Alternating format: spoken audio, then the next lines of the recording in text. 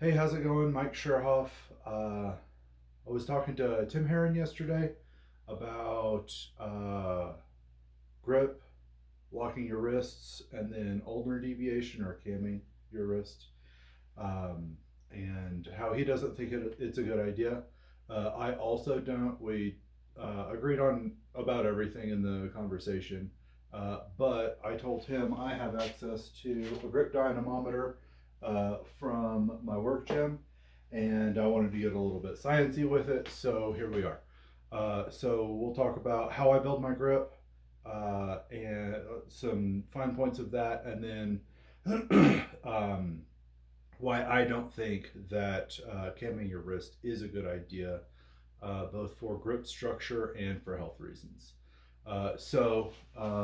Getting into how I grip my gun, we'll start with my strong hand and how I place it. Of course, most people know you want to put your strong hand high up in the beaver tail. Ideally, you're just placing a little bit of meat in the web of your hand. And then, as far as placement around the circumference of your grip goes, I like to just think of it as try and make a straight line between your elbow, your wrist, the beaver tail of the gun, and your muzzle.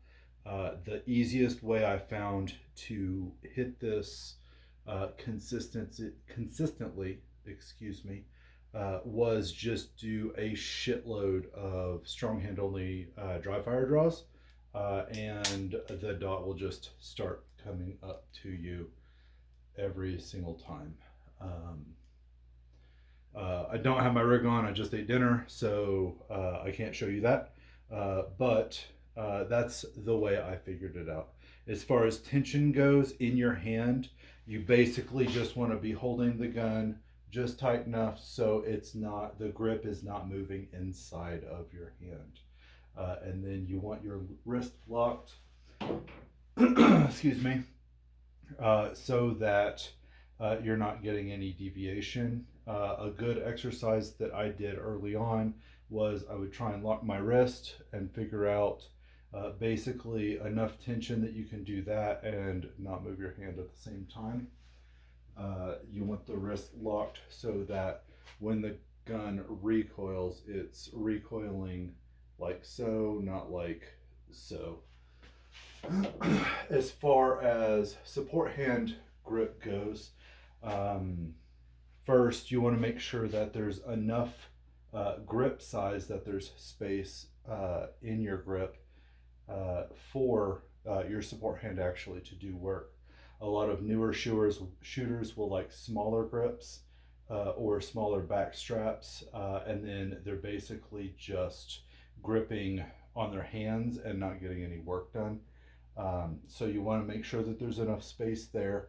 And then as far as placement, your support hand can, if placed incorrectly, steer the gun quite a bit. It's a little bit more pronounced if you hold just with your support hand. And so if you clamp down, yeah, the muzzle's going to move around a little bit, but in general, the dot's not moving. But if you move just a little bit, the muzzle will move quite a bit, and then the other way.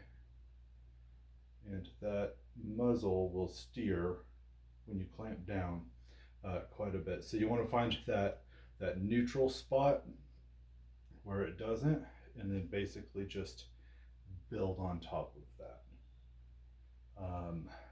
Additionally, with your strong hand, you want quite a bit of tension. I use conceptually 100%. Obviously, and during a stage, it's going to vary a little bit, but you need your grip to be durable, repeatable, and predictable, so that your shooting comes a little bit more naturally. And additionally, you need to lock that wrist as well. So for why I'm not a fan of ulnar deviation, because everybody back in the day wanted to get up like that, like way forward, and have like a super candid grip, because it's like the wrist is already activated and you can manage recoil really well. Honestly, within reason, muzzle rise doesn't matter as long as the gun returns predictably. So that part doesn't matter. What I care more about is actual grip strength. So off camera earlier, I did an average of 3 of these. I'll show you one. But across the test that I did, I had an average of 192.3 pounds with a neutral wrist, and then 112 pounds with a canted wrist testing with my elbow pinned like so.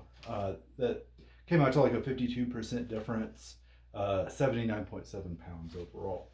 So make sure it's tested. And to prove this, ooh, I am tired. Let's see if I can actually get some grip strength. All right, so after a bunch of reps earlier, it threw down 120 there, and then with it deviated, I got about 100.